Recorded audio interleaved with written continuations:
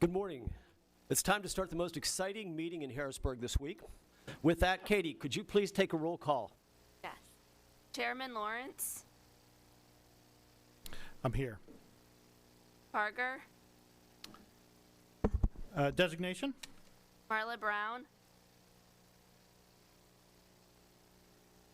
Designation? Diorsi, Designation? Gatos, Gleam, Labs, We've got a designation for her, but let me put my finger on it. It's here, I saw it. Marcel, We've got a designation for her. Marcel, Designation?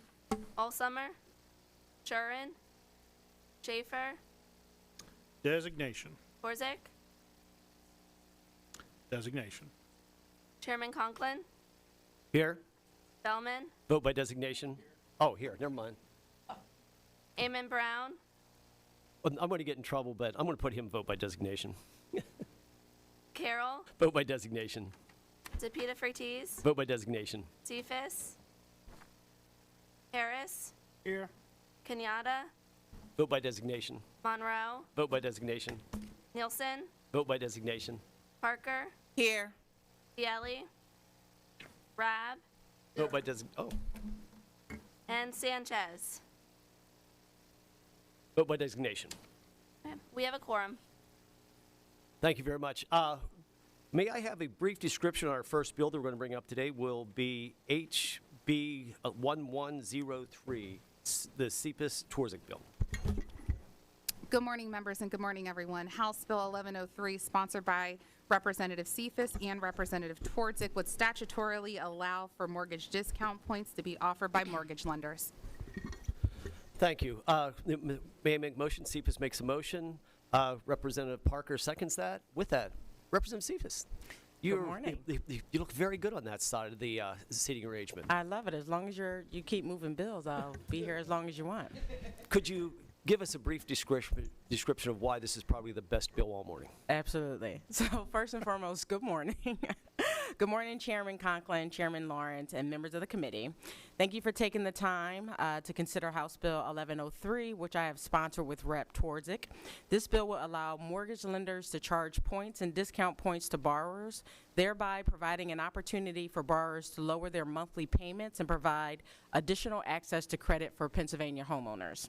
In times of financial uncertainty, it is crucial to give consumers forward-leaning options to set themselves up for a secure financial future.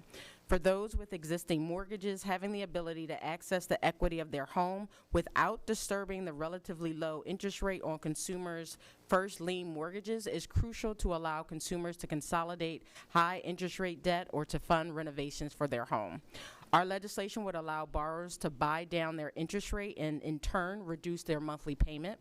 And it would also align Pennsylvania with over 45 other states that do not restrict lenders from charging points and discount points, creating consistency. Permitting lenders to collect points and discount points benefits both the mortgage lender and the borrower. Borrowers can pay discount points or points to reduce the interest on their mortgage, and mortgage lenders will have consistency between the large majority of states. Again, I would like to thank both Chairman and the committee for your consideration, and I would like to thank Rep. Twardzik for joining me and introducing this legislation.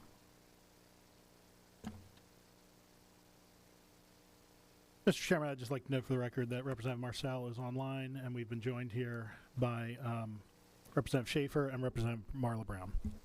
Thank you very much. Are there any questions or comments on the bill?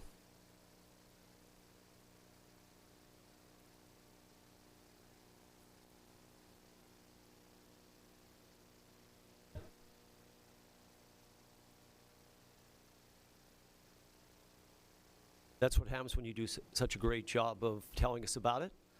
Seeing no other comments, any negative votes? Okay. Chairman Lawrence? Thank you, Mr. Chairman. I appreciate Representative Cephas. I appreciate you bringing the legislation forward, and Representative Twardzik as well. I did notice in the bill that the term discount points is defined, but then later in the bill it adds into, on page 2, line 9, it adds two terms into the legislation, both points and discount points, and I haven't been able to track down a definition for the word points. And I think it's a term of art. I don't think it's a defined term. I generally am one who would be in favor of people being able to make contracts as they see fit. But I do wonder, it seems to me that term points, in some of the research I did yesterday, can be used sometimes to couch fees in, and I think it might be useful to either get rid of that word or to define it. So we might have a conversation about that prior to it running on the floor, but for today, I don't have any objections to moving it out of committee. Thank you, Mr. Chairman. Thank you, Chairman Lawrence. Are there any other comments? Seeing none, any negative votes, Chairman? Roll call, please, Katie. Chairman Lawrence, Yes. Barger, Marla Brown, Diorsi, Yes, by designation.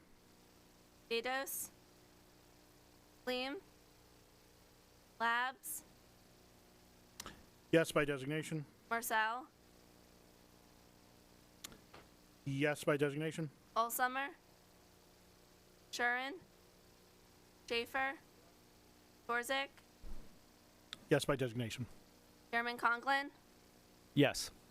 Bellman, Amon Brown, Designation, yes. Carroll, Designation, yes. Sapita Fertiz, Yes. Cephas, Harris, Kenyatta, Yes by designation. Monroe, Yes by designation. Nelson, Yes by designation. Parker, Bialy, Rab, Sanchez. Yes by designation. Okay. House Bill 1103 passes. Thank you, Katie. Next, can we have a brief description of the Pielli bill, House Bill 96? Thank you, Chairman. House Bill 96, sponsored by Representative Pielli, would establish designation forms for delinquent real estate taxes. Thank you. Motion to bring it forward. Representative Pielli, thank you. Second by Representative Harris. Any brief discussion, Representative? Thank you, Mr. Chairman. Representative Pielli. Brief comments. This is actually HB 1646 from last session. If I remember correctly, it was passed out of committee, if not unanimously, with large bipartisan support, and was voted upon on the floor, where it was passed with huge bipartisan support, 199 to 2. This bill is basically a voluntary program for seniors, other incapacitated folks who may be suffering from cognitive impairment, to have another party, next of kin, for example, be notified if their property is going into tax sale, sheriff's sale. Based on my experience in the past as an appointed guardianship attorney, there were several instances in my career where we had folks suffering from some type of cognitive impairment, and their house went up for sale, sheriff's sale, and the real tragedy of it is that out of all of them except for one, they all had the financial means to pay their taxes. It's unfortunate and sad that they just were so cognitively impaired and isolated that it went through to a tax sale. This is not going to be a cure-all, but I think it's going to stop a lot of this from happening, because I would have relatives call me subsequent to that saying, hey, how can this happen? You know, like my Aunt Mimi has a great retirement. She always pays her bills. She had the means. She was cognitively impaired. And perhaps if that relative was put on this list, that relative would be notified and would be able to take matters in their hand before it's too late. So I'm asking once again for support on this bill, and I thank you all for your consideration and time. Thank you, Representative. Representative Schaefer? Yes, I support this bill. I actually hope I could work with you, Representative Pielli, to add one change. Basically, I would like to expand it to include everyone. So if it doesn't, there's not necessarily you have to be 60 or over, but it could be any age that would be allowed. I don't know if that would be something you'd be willing to work with me on amendment for. Sure, I'd love to talk to you about that. That would be great. Thank you. Okay. Are there any other questions or comments on the bill? Chairman Lawrence? No questions? Just a real quick comment. I was a county commissioner for 2 terms, and tax sales and we did one sheriff's sale, which are basically are 2 different types of sales. But I agree with this bill. It would have been nice if we would have had contacts for those individuals of next of kin or someone to talk to before we sold those properties. With that, are there any negative votes? Seeing no negative votes, the bill passes unanimously. Next up, could we have a brief description of the daily RAB and major bill, House Bill 722? Thank you. House Bill 722, sponsored by Chairwoman Daley, Representative Rabb, and Representative Major, provides for alkaline hydrolysis or water cremation. Thank you. We're fortunate enough to have the Representative Daley here himself. Would you like to give us a brief overview of your bill? With that, though, Representative Rabb brings the bill forward and seconded by the Representative Harris. Thank you, Representative Daley. So thank you very much for bringing this bill up so early in the session. It did pass through the House last year, but didn't get any action in the Senate, so we're here again. The reason that I looked into this bill initially was because a constituent, as many of us say, constituents ask for things.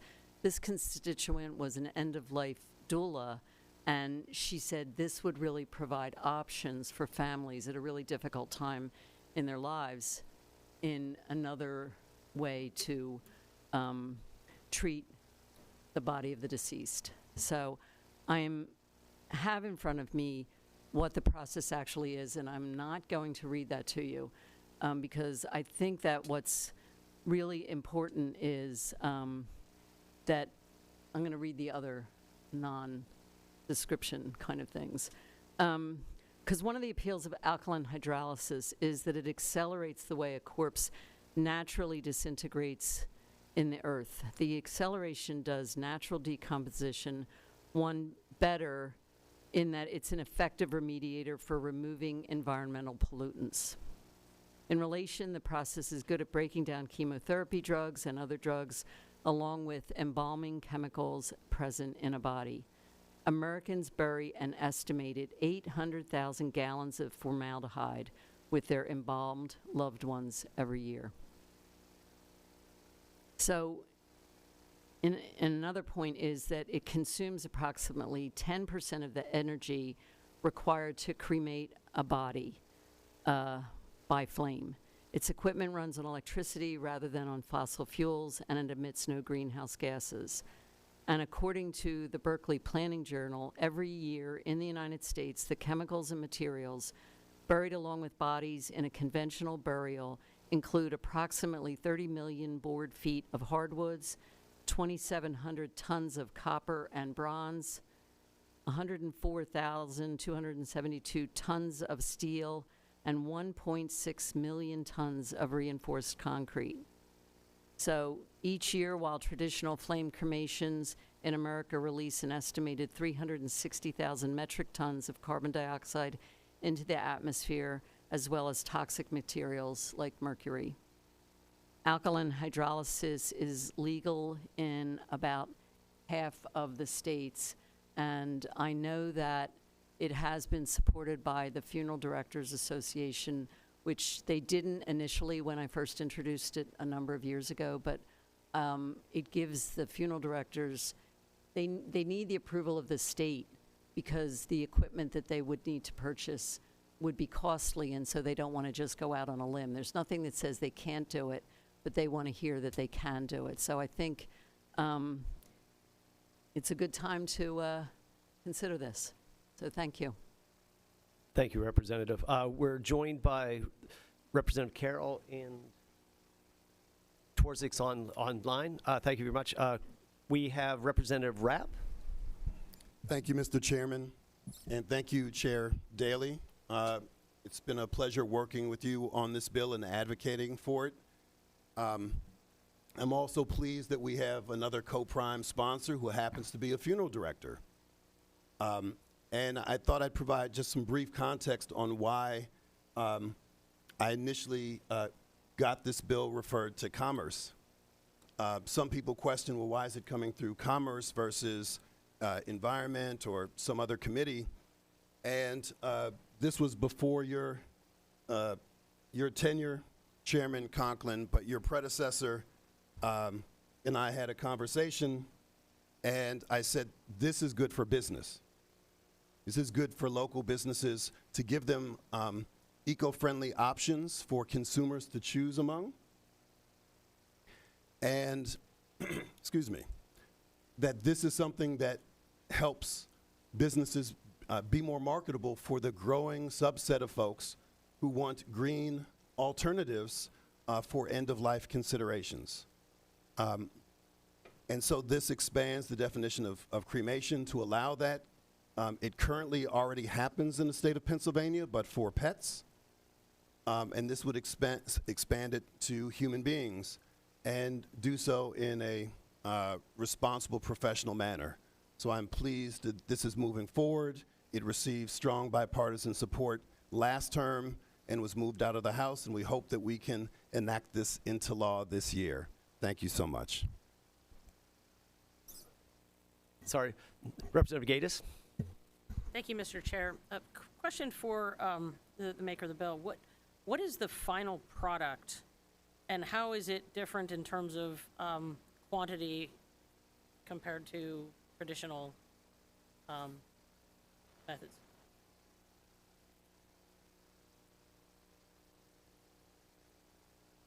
Your microphone. Yeah. The process dissolves the bonds in the body's tissues and eventually yields a sterile liquid combination of amino acids, peptides, salts, sugars, and soaps. The body's bones are then ground to a fine powder and returned to the deceased person's survivors, just as the bones that remain after traditional flame cremation are returned to families as ash. And the Laurel Hill Cemetery, when we did the redistricting, all of a sudden I was representing that area of Lower Merion Township. And I visited them, and they took me on it because they do this for pets. Into the micro. Can't hear you. Sorry. They do this at Laurel Hill. They have the system to do it for pets. And they showed me the ash that comes out of it. And it's like a cream color, and it's very fine because they crush it, actually. So that what the family is getting is something that it doesn't, I'll compare it. My late husband, I had his body cremated. And when they gave me the ash, it was gray and black and chunky, and it was really difficult to be handed that. And so I realized this was for a pet, but if it's the same thing for humans, I mean, the bones are going to be made the same way. It's just, it felt like, it felt like everything had been more peaceful, and I don't know. I really had a reaction to it. So what happens to the liquid? You just said like it's separate. So I think what they do at Laurel Hill, I mean, another story, when I worked at the University of Pennsylvania in the lab animal resource, they had one of these systems that they used for the larger animals. And the liquid was able to just go through the regular system into sewer systems. And I really hate saying that because it feels like horrible. But like at Laurel Hill, what they do is they use the water for watering the grounds and the plants. But you said it has salt in it. Apparently not enough salt to be harmful. And acidic. Yeah. I mean, I'm not a chemist. I don't really understand all of these things, but the alkaline hydrolysis, I think, comes out in a way that is okay to go, and be used on the grounds, because that's what they're doing in Laurel Hill. Representative Daly, if it's okay. So it's going back to the earth. Representative Rapp would like to join you as a co-sponsor on that question. Oh, Co-counsel, we'll call that today. If it's okay with you for him to interject. that's fine, because he may be able to give you a better answer, but it's not water that's polluted in any way. Go ahead. Thank you.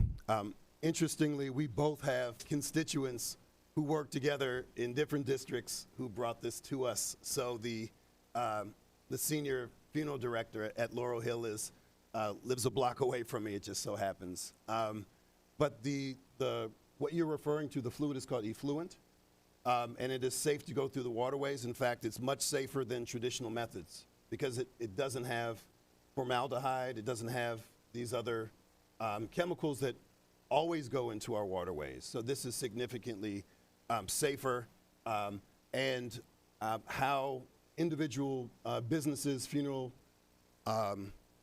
homes use this.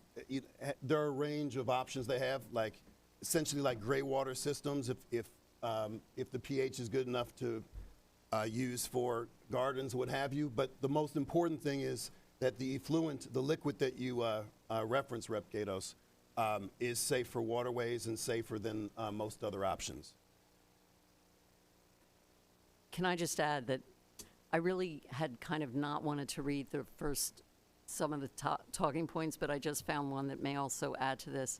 Prior to the discharge cycle, carbon dioxide is pumped into the chamber and dissolves into a liquid combination.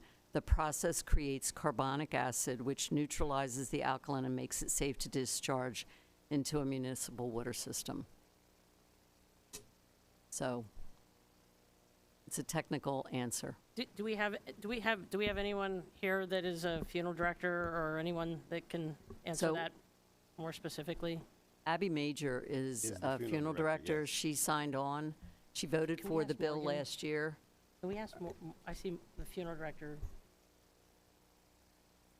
Are we Sure. allowed to? Come on down. You're the next to play, though. Here.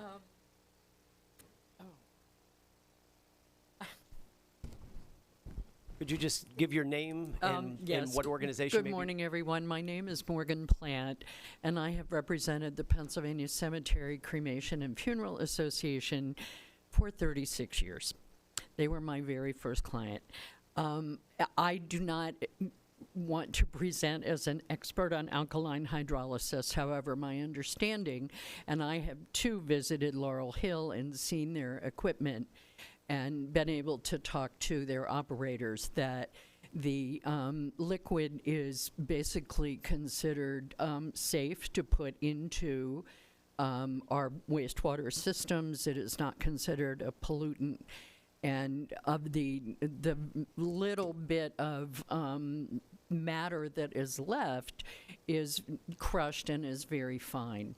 One of the reasons that I think some people in our industry are really interested in implementing this is because it is considered to be more environmentally friendly. There is less pollution, less energy, and having worked to pass legislation to lower cremation temperatures, I'm very much aware of the difference in the two processes. If you have any other questions, I will attempt to answer them, but my level of competence on this subject is limited as well. Representative Gatos, anything else? Representative Olsummer?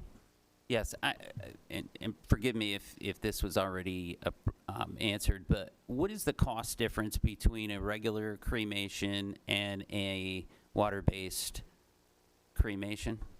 I really can't answer that question because currently I'm not aware of anyone in Pennsylvania doing it. I think it will be initially more expensive than heat-based cremation, but I think at this point trying to predict the market is difficult. It's done currently for pets, correct? Do we know the difference on an animal or pet basis? We don't have that information in front of us. We can get that if we can ask Laurel Hill what the difference, but I don't know if there's another kind of cremation for pets. I just don't know the answer to that. There's burials for them, but We do have, heat-based cremation for pets, and having had to use that on multiple occasions, it's relatively inexpensive. we can reach out to, Laurel Hill is, it's one of my resources for information on this, so I'm happy to get clear answers for you. Thank you. Thank you, Mr. Chairman. Last question, Representative Harris. Yes, good morning, Chairman, and Rep. Daly, and this, and Chris Rapp, this alkaline hydrolysis process, do you still, because I've seen cremation where they still use the casket and things like that. I thought it was a waste, but, they use them, right? Because everything's getting like cremated and in the flame. So with this process, are the casket and the box still used in the process?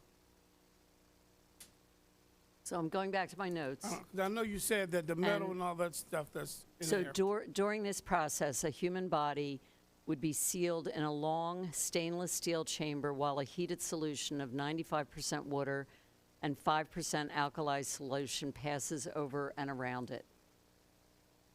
Yeah, because I seen my mother, she created my cremator and my stepfather, and with a $5,000 casket.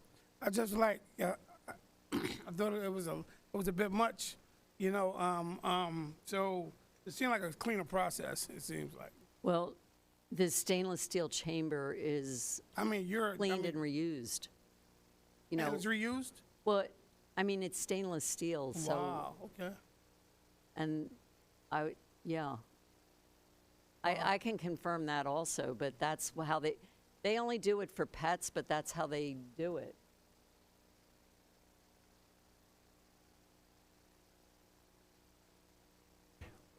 Seeing no other questions, Chairman Lawrence. Thank you.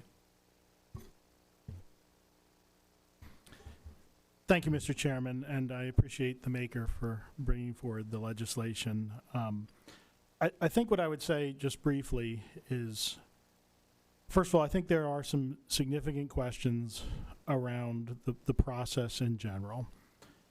I think there could be an honest debate about the pros and cons of the proposed water cremation process versus traditional cremation and what does and does not use more energy. My understanding of this process with the water cremation is that over 300 gallons of water are typically used, and then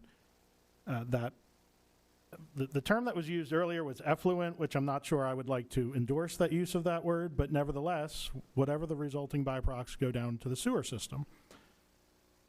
I do have some concerns about the legislation, and I will just wrap up by saying that I will be a no vote on it today. Thank you, Mr. Chairman. Thank you, Representative Parker. Rab, I want to thank you very much. I believe when folks, as you have stated very well, Representative Daly, that are going through the process of grieving, I think one more option given to the family is the only thing that we should be considering right now, whether it's an option for the family. So for myself, I'll be a yes vote. With that, may we have a roll call, Katie? Chairman Lawrence, No. Barger, Marla Brown, No by designation. Diorsi,